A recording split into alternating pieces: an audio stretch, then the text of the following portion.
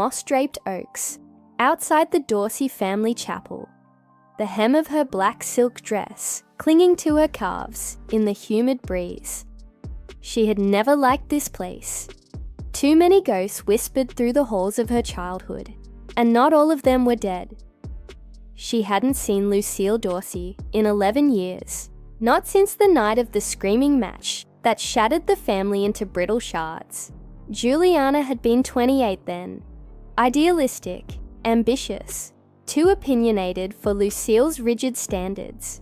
She'd left Savannah in a blur of tears and defiance, carving a quiet life for herself in Boston. As an art curator, she told herself she didn't miss her grandmother.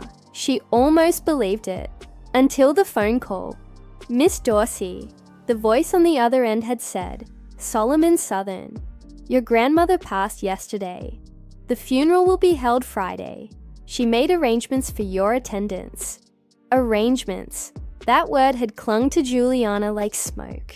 Now she stood before the casket of the woman who had once taught her how to braid magnolia blossoms into a crown, who once held her close during thunderclaps and whispered, "You've got Dorsey still in your spine, baby girl." That woman had also turned away from her with frightening precision, choosing silence over reconciliation for more than a decade.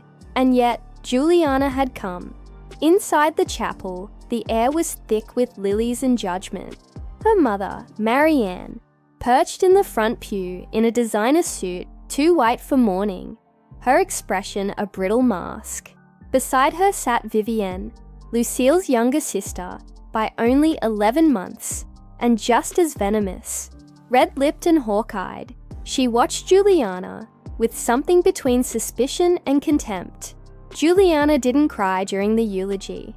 Lucille wouldn't have approved. Instead, she focused on the details. The way the stained glass fractured the light, the hollow echo of the pastor's voice, the strange absence of personal stories in the service, as if the woman in the coffin had never truly belonged to anyone. After the final hymn, as guests filed out with hushed condolences and perfumed cheek kisses, a tall man in a charcoal suit approached Juliana. His face was unfamiliar, but his presence was oddly expectant. "Miss Dorsey," he said, holding out a cream-coloured envelope embossed with gold.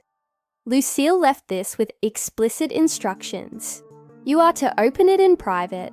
Juliana accepted the envelope. The handwriting on the front was unmistakably Lucille's. Elegant, slanted, firm. Her pulse quickened. She waited until she was alone in the family library, surrounded by leather-bound volumes and the lingering scent of sandalwood.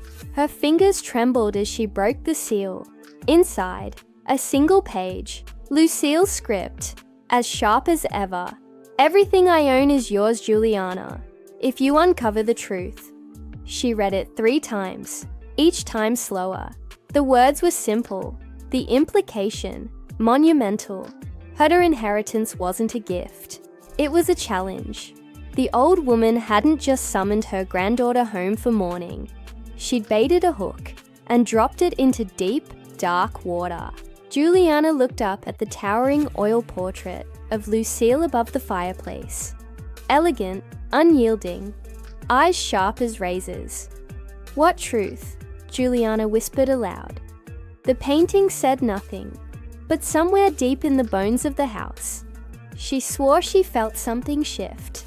The reading of the will took place in the old parlor, a room that hadn't changed since Juliana was a girl.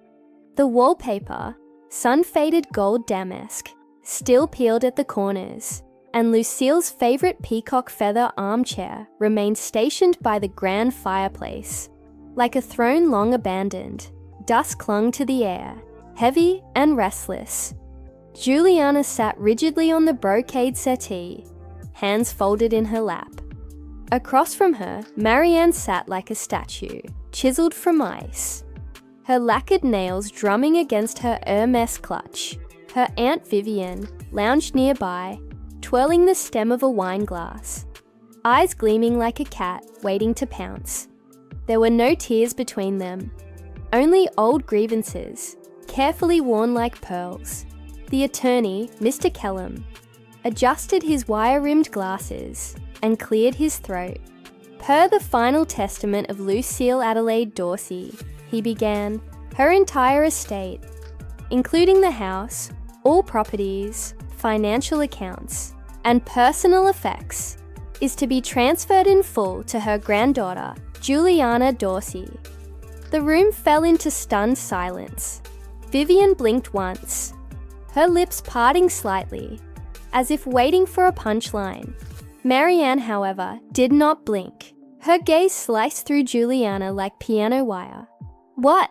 she said at last, her voice a slow, rising hiss. "You must be joking." "I assure you," Kellum replied evenly. "There is no error. This was her most recent and legally binding revision, dated 7 months ago." Juliana's chest constricted. She'd expected something, an heirloom, a token. But this? Everything? Marianne leaned forward, her composure fracturing. "She cut out her own daughter, after everything I did for her." Vivian's smile sharpened. "You didn't do much, darling, unless you count public scandals and abandoning your only child as acts of charity." "Don't you start, Viv." Juliana barely registered their sniping. Her thoughts spun too fast.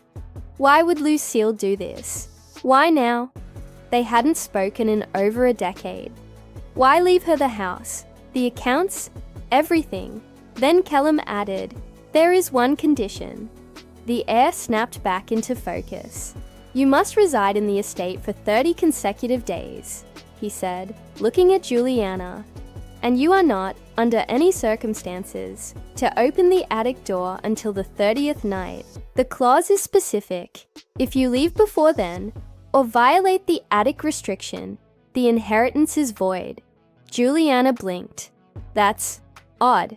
Kellum gave a small nod.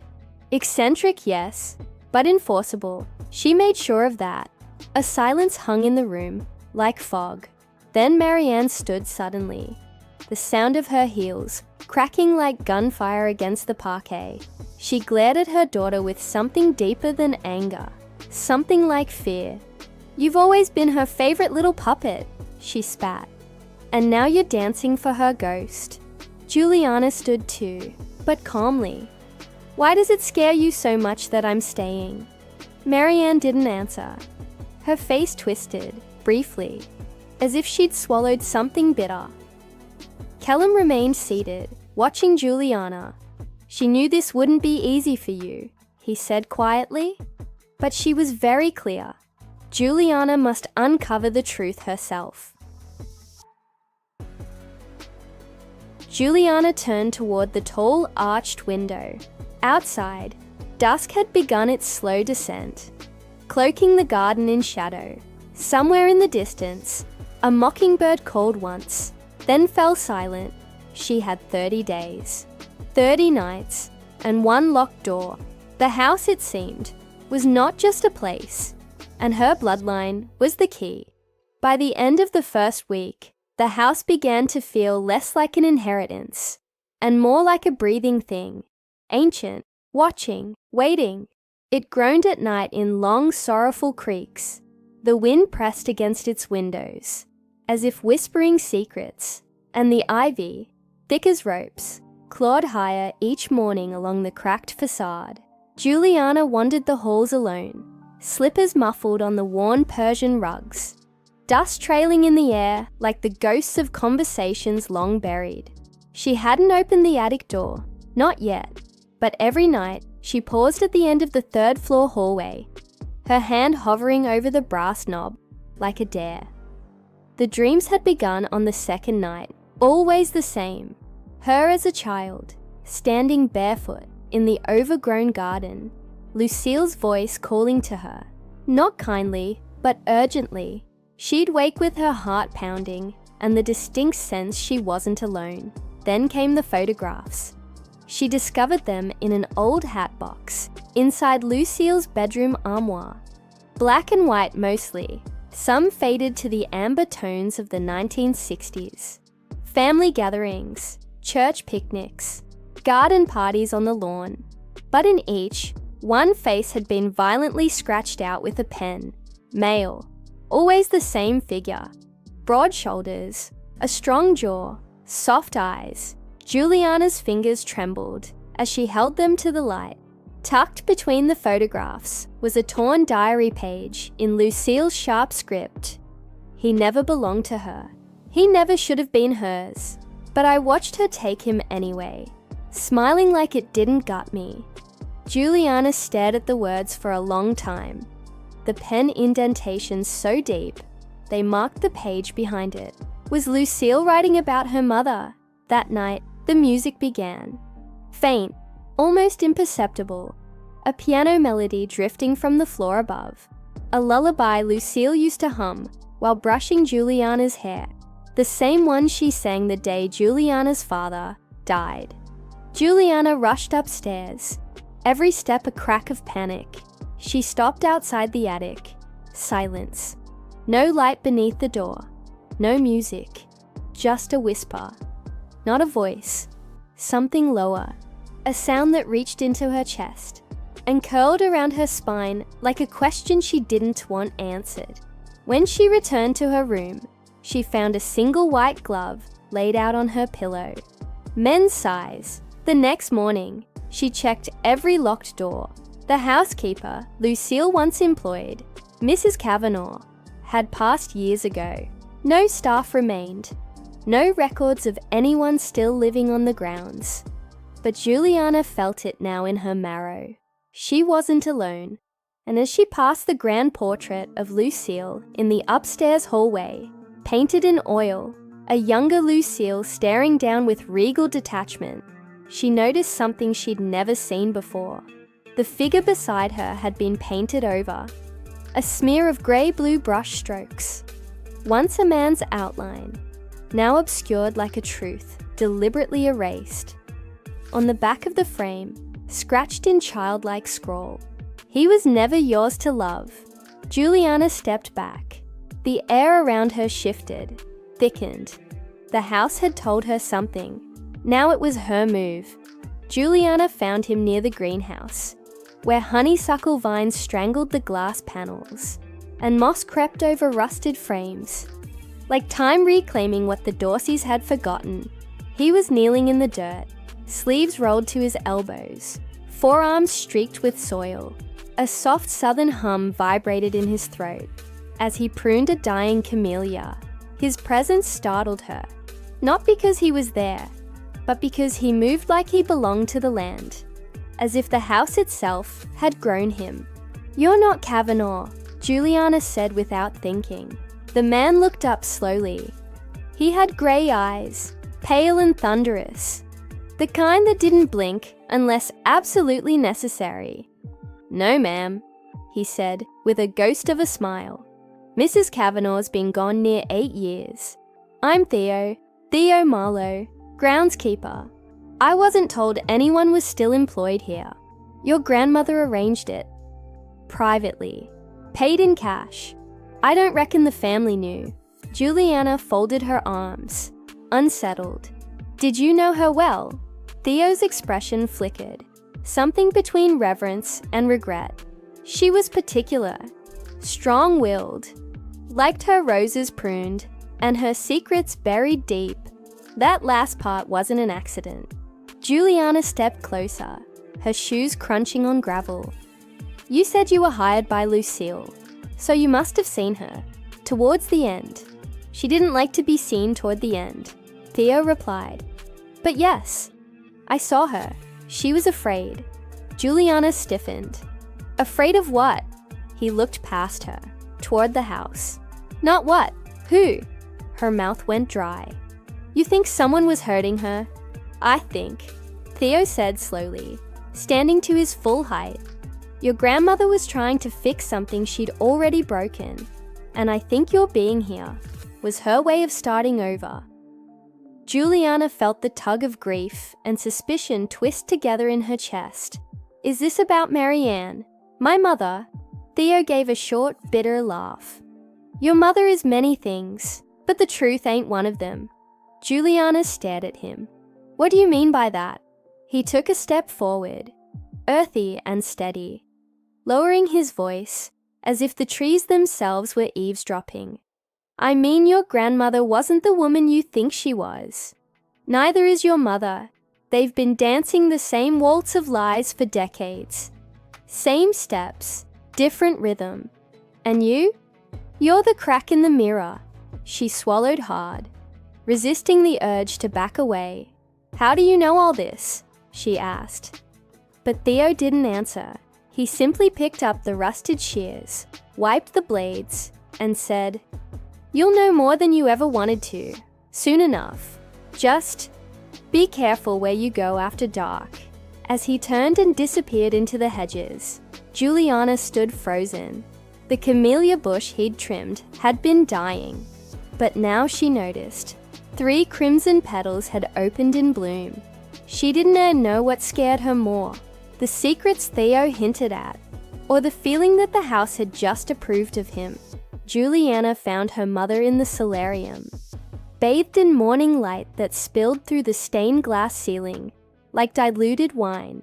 Marianne Dorsey, still regal in her white silk blouse and diamond tennis bracelet, sipped her coffee with the poise of a woman who never allowed emotion to stain her lipstick. But there was a tremor in her hand, so slight it could have been the draft, but Juliana saw it. She closed the door behind her and stood in silence. Marianne didn't look up.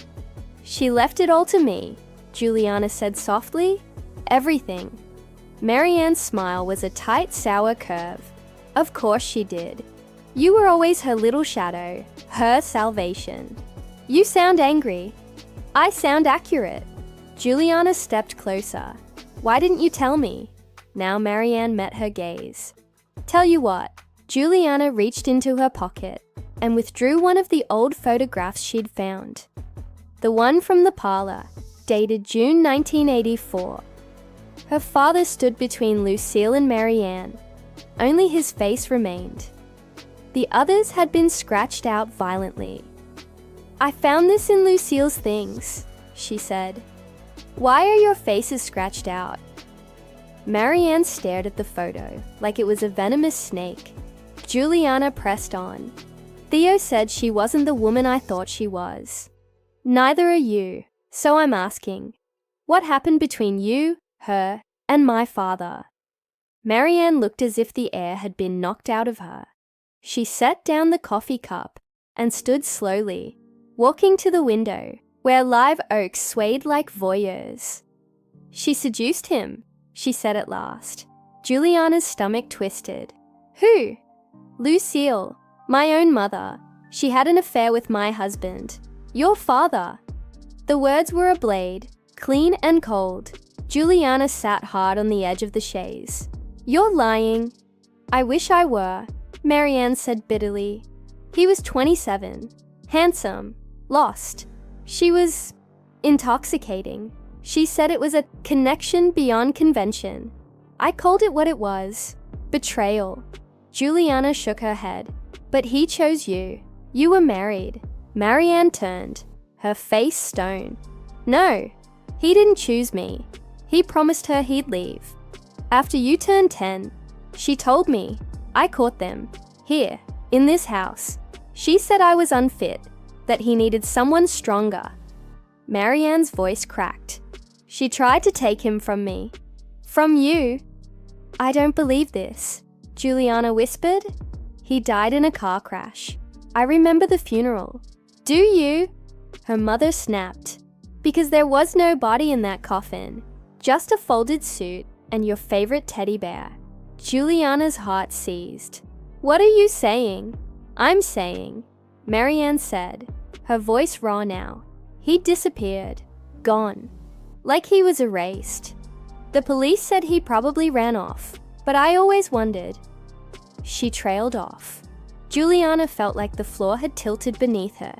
As she ruined us, Marianne said, quieter now.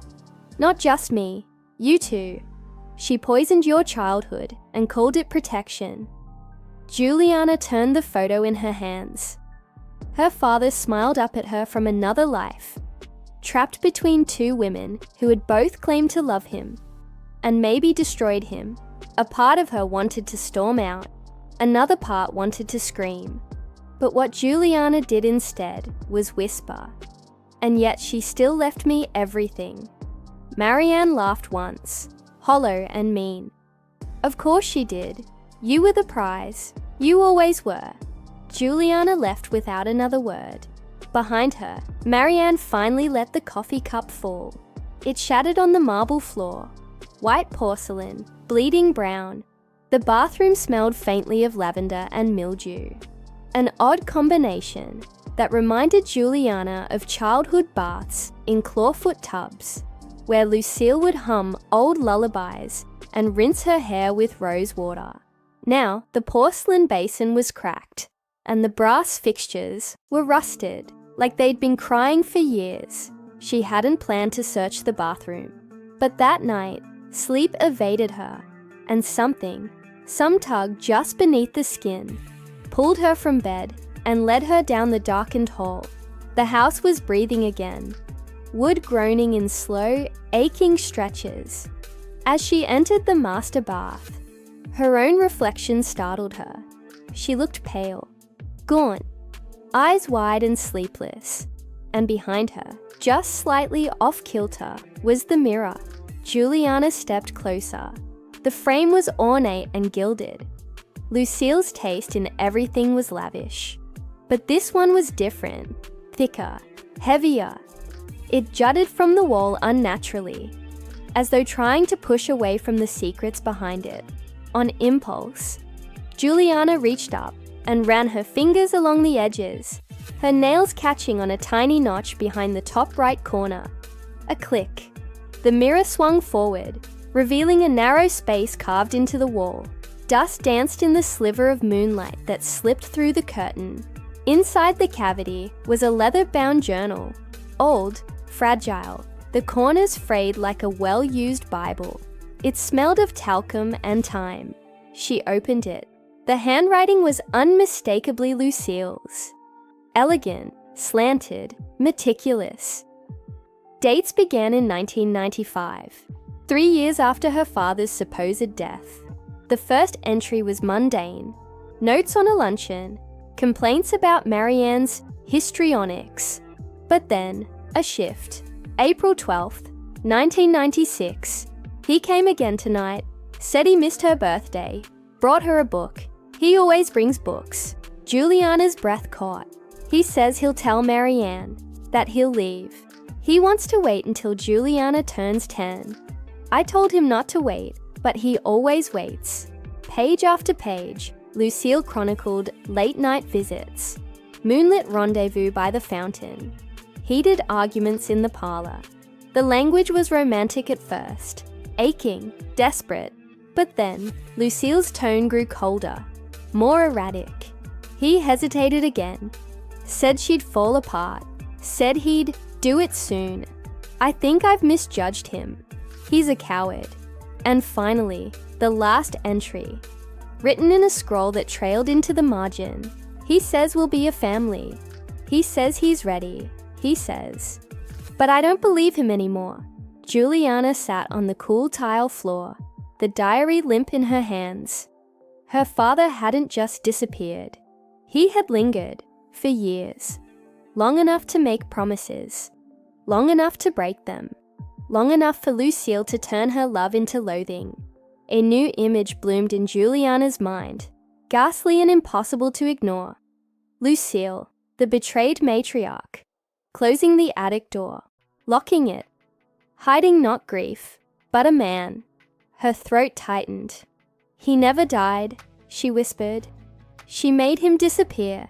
Somewhere above her, a floorboard creaked, not a settling groan, but a step, a heavy one, and then silence.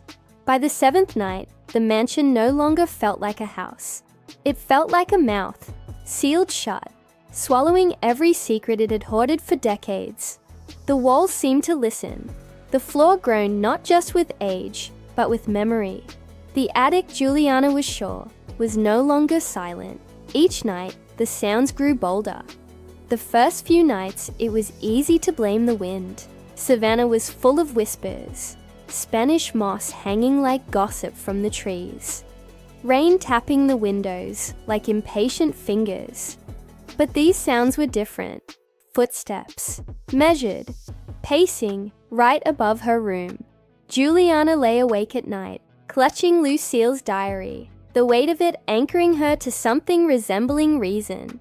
But even reason faltered when she heard humming, soft, tuneless, a lullaby she hadn't heard since childhood.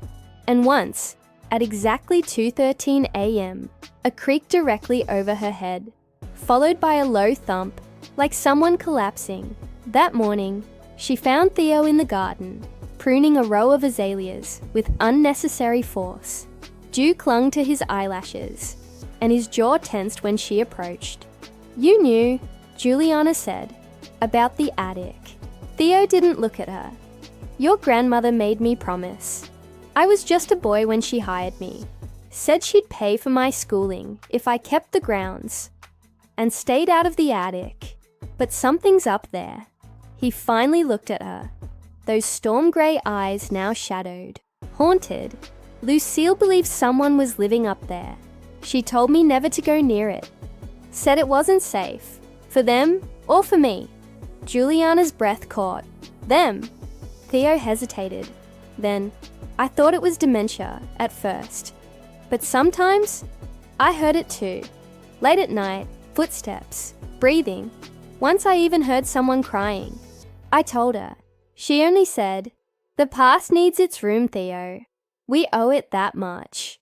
Juliana turned toward the house, its windows like watching eyes. She didn't lose her mind, she said. She buried something. Or someone. They stood in silence, the garden wilting around them under the rising sun. Later, back inside, Juliana traced her fingers along the hallway's wallpaper, faded gold damask curling at the corners. She followed the staircase with her eyes, up to the second floor, and then the narrow pull-down ladder to the attic door in the ceiling. It hadn't opened in years. Dust coated the seams like skin on a wound. She didn't need the 30th day to feel the attic breathing. It already was, and it knew she was coming. The 30th night arrived quietly. No fanfare. Just a velvet sky soaked in humidity, and a moon that hung like an unspeaking witness. Juliana stood in the grand hallway, barefoot on the chilled marbled floor, clutching the brass attic key in her trembling hand. She'd waited, just like the will demanded, 30 days in the house.